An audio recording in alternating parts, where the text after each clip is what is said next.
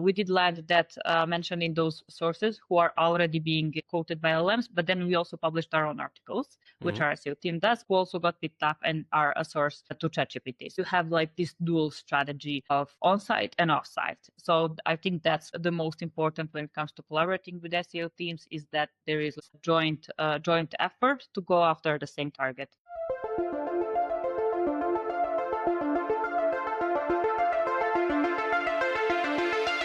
I'm super excited because I think you're doing an amazing job in this space between SEO and partnerships. And I would like to talk a bit about it today, especially AI SEO, because we know that for us in Surfer, it's more than 20% of signups. It comes from ChatGPT and other agents. So it's super, super important. It's not only the hype, but it's actually a business impact. But before we jump to all of this, maybe you can like tell about you, like what you're doing, who you are, for those who don't know you.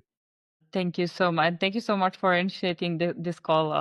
I love to chat about all things partnerships and AI SEO. So that's super exciting. A little bit about me. So I run everything when it comes to marketing partnerships at Surfer.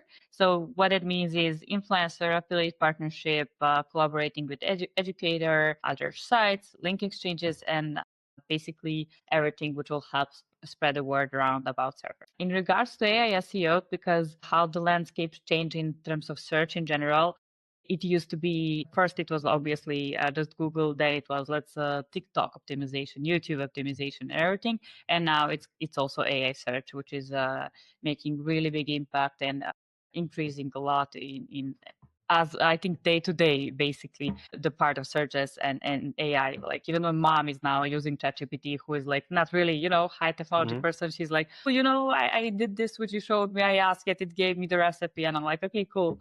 Which brands did it recommend for you to use in a recipe, Like, hey, well, yeah, that's what I do actually, because it's always, struggle to explain what you do with someone who's not like from the industry. So basically with that change, it also came a change to partnerships. So we need to look beyond of those which are now traditional channels to new ones, which include also AI search. So that falls within those marketing partnerships I'm handling. Okay. So yeah, I know, for example, my wife is probably not using Google at all right now. She's asking chat about everything, and from find the recipe to find the product to like everything. So it's really impact, probably not, maybe not for everyone yet, but I think in the near future, that will be the reality for many of us. Okay, but so I wonder, where was the first time that you feel that you can actually impact, like the SEO and help Surfer in AI search through your work of partnerships?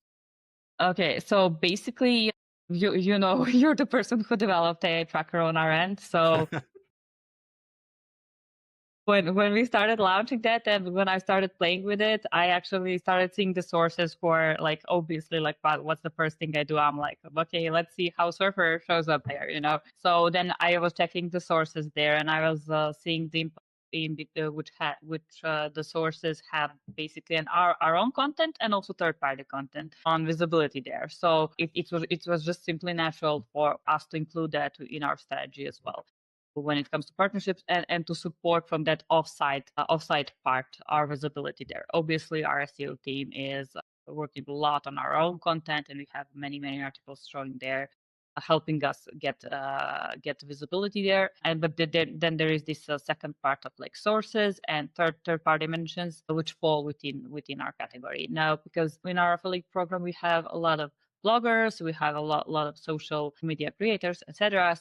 Many of those are also having impact on AI search, like ChatGPT, for example. And then there are some new ones as well, which we discovered through sources, basically in AI Tracker, and established relationships with them, get mentioned there, which then further impact our visibility. So when you say like when, it's a really specific question in terms of like, was it June, July? But it's basically when I consider myself lucky that I actually work at Surfer, who is within this category, the leader, and basically creating the trends in AI search. Because I think that when you are really far off from SEO and AI search, it to other partnership and affiliate manager, it takes time to catch up and to be like, okay, everybody will get there. Everybody will realize that, yeah, we need these sources too. So I think that was my advantage of jumping on it, basically, and seeing the impact as soon as we launched AI Tracker, I think. So that would be my answer. Yeah,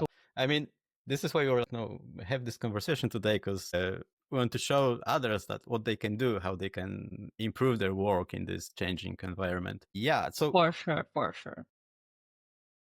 I wonder, like, do you think that we are telling this story about Surfer, like, for those partnerships right now, and like how what people are reading about Surfer in responses? You said like your mom is like asking chat for something that she can read there came from somewhere, like from chat internal knowledge, but it's built based on some training material. So you, as a partnership manager right now, you can have a big impact what people are seeing about and reading about Surfer. So do you feel that you're building this image of Surfer? Or maybe do you know exactly that you're doing it, because it's a very impactful role, right? Yeah, of course it is. And I think it's definitely an essential part of growing any brand, definitely impactful, and it's absolutely painting the picture of how brand shows up. For example, one thing which we do, because in AI Tracker you have a option to use prompts, which Surfer recommends, and also you can add all other prompts you want to track. So for example, we are obviously focusing on everything SEO tools related, but also the new subcategory, I would say, or the new category which is going together with SEO, which is AI search. So for example,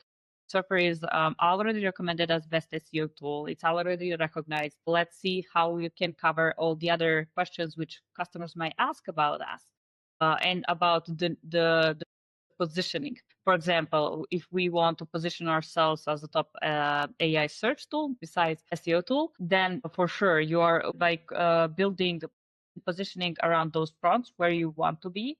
That's 100% has direct impact on branding as well, because you want to show up where it matters to you, and even not for Surfer, but from for any other brand, if they are branching out, if they are already the leader within their category, but they have new products, new line of products, they're branching out, they will need to basically create also positioning around that. And I think that AI search is definitely must have in those cases. Maybe let's go to actually how we work. So some frameworks, or what you can advise how to work with partners and affiliates. Yeah. So And I know that you have some good examples of a success story. So yeah, let's go into that. So basically, when you're starting and when you're let's say you didn't do anything in terms of AI search, because it's a new thing, so and many people are just looking to find the best way to approach the strategy there. How I started and how I obviously recommend is we set up a AI tracker in Surfer, we put our brand, we chose prompts we want to go after. So first, obviously, you will check your current status. So how is your current visibility? How is your mention rate? And which competitors are there among you. But basically, you can easily see in the dashboard like what's the current status. And then I would do like the two-way strategy. One is creating content, which is what also our SEO team does, and creating content on your own site for those prompts which you want to show up for. And for all those, you can group it. For example, if it's like tool related, if you're a SaaS company, so everything and all questions and prompts which are related to your tool and niche. That would be like, for example, best SEO tool, because obviously that's something which you have to be mentioned for those who are just looking to buy, and then you can extend to all those smaller tweaks and ways to show up additionally. So that's one. So you can basically create content, and you should. For all those prompts, you want to basically to be mentioned by all the sources, and you also want to include your own content and have it positioning there, because ChatGPT and all other LLMs, they are using the mix of sources, not just one. So that's why you need both. And for that, you can just simply create content in content editor. We do have like facts feature, which will make sure that your content is optimized for LLMs. But then second, which is more under my wing, is actually finding the sources which the LLMs are already quoting for those prompts, and then reaching out, striking a deal with them. I would pick, for example, for each prompt, first 10, let's say, and then go after those first, obviously, because you have to start somewhere, and then build from there. And then you can offer them different type of deals. Obviously, we have affiliate deals, we can do link exchanges, we're really flexible there, and it depends really what is the specific fit for the source, because the sources can either be bloggers who are generally blogging and writing about specific topics, or they can be another SaaS tool who would have more value of having the link from Surfer rather than affiliate deal or something like that. So it's about striking what fits the most to both sides and what makes sense. This is one specific case for the prompt of top LLM optimization tools, where we basically we can show that here that where we were not included. There is this one source which was number one in terms of over time. It was always the first, the number one source, which was the most mentioned for that specific prompt. And you can see that in AI Tracker that the source kept showing up first over top. So it's not like a one-time thing.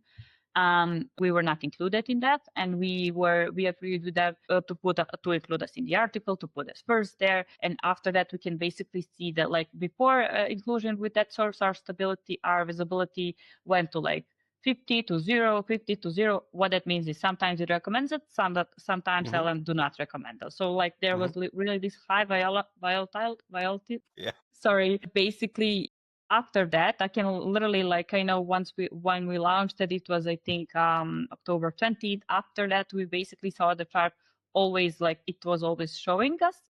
It was never 0. So that's one specific case where I was really, okay, this is definitely has great impact and relatively quick impact. So yeah, that's one thing. And then the other thing which you can also do when you're managing partnerships, obviously, yeah, go after those sources. Then you can also create new articles, because we have new articles on partner websites, because we have many partners who are experts in their niche. They have specific blogs covering specific topics. So if your partner, or even if not, you are aware that some blog is really highly positioned in, for example, all topics regarding marketing tools. You don't have any content around that, but they don't have any content around something you might want to do, best website builders article, which they don't have. You can approach them, you can agree with them to launch an article on their site, and there is high likeliness that it will also be pulled as a source on LLMs, especially if there is prior history of that specific website showing up in LLMs. That's by far. But even if not, but if the website has high topical authority, it's also a great way to add new sources, to whisper new sources to ChatGPT. Yeah. So to reframe it, we have 3 options. First one is you can publish something on your website that is targeting the specific niche or prompt. Second one is you're looking for very popular, always on, always visible URLs, and you try to get a mention there. And the third one is there are some domains with authority in a given space, and you try to target prompts with a new article. So basically you're doing the same thing that for your website, but on a third-party website.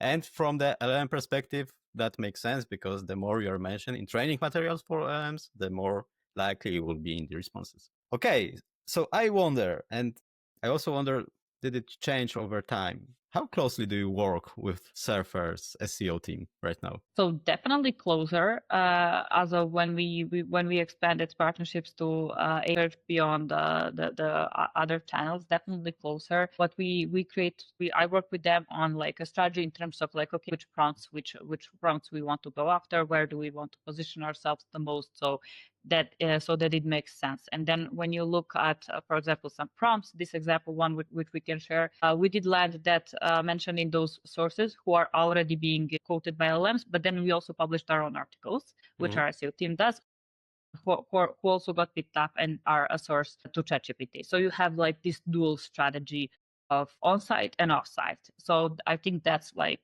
the most important when it comes to collaborating with SEO teams, is that there is like this joint effort to go after the same target, and then and then to have to signal this information from multiple ends. Obviously, because there in some cases we are doing link exchange with some of the partners that also fall with our SEO to see if that makes sense for our website, if the inclusions are reciprocal, if the TR is a good fit and everything else. So so those are mostly the ways we are working for SEO. So one, to summarize it, one is basically this around the strategy and alignment of the prompts we're going after, and then the second one is about the content on our site, which might include some partners in the form of like mentions or link or anything like. Yeah, I think we'll see more and more of this. That different marketing, let's say, I won't say departments, but different branches of marketing will work closely, and especially closely to each other, but closely to SEO, because it's becoming more and more about the brand and brand perception, and not only about links and all other things. Yeah, and one thing which I would actually love to add here is that like we are currently focused on links and articles for our partner strategy, because those are like the sources which are for our specific niche most shown in LLMs. But for some other niches, there is like YouTube is primarily one of the primarily sources. And then I know from influencer marketing managers that the way they collaborate with SEO teams is also around the YouTube collaboration. So they align about like naming of YouTube videos to go after those prompts, because basically it's obviously going beyond keywords. So you want to adjust also your YouTube collaborations to be more aligned with like prompts and target those keywords, like what might you basically want to benchmark what's already showing. That's also one thing where I see influencer managers who did not really work closely with SEO managers before.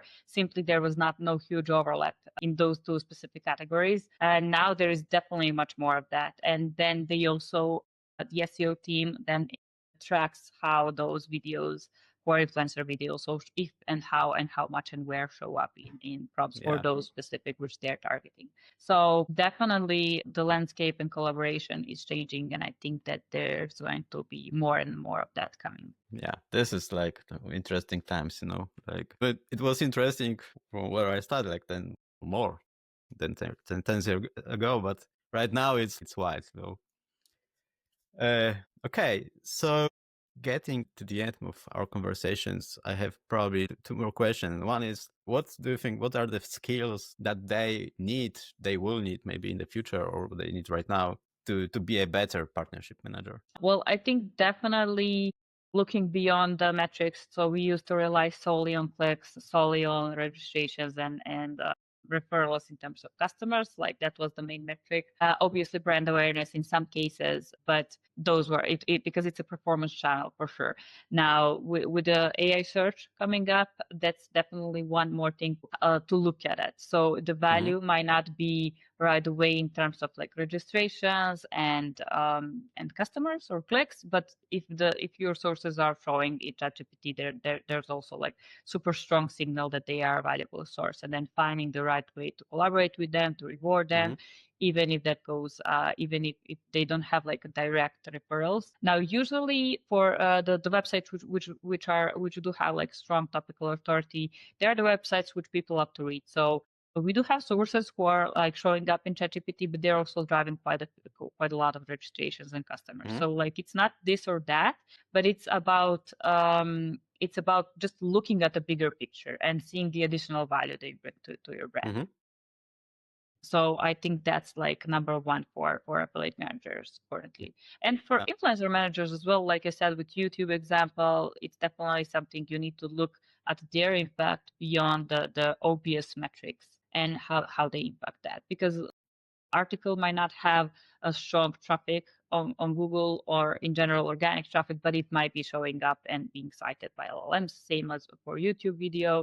And Instagram even announced earlier this year that they will allow all public posts to be scraped by Google and LLMs. Not in those words, but basically it will be searchable. So my assumption is that type of content will also might start showing up more in upcoming times because it's a quite new thing. So new release.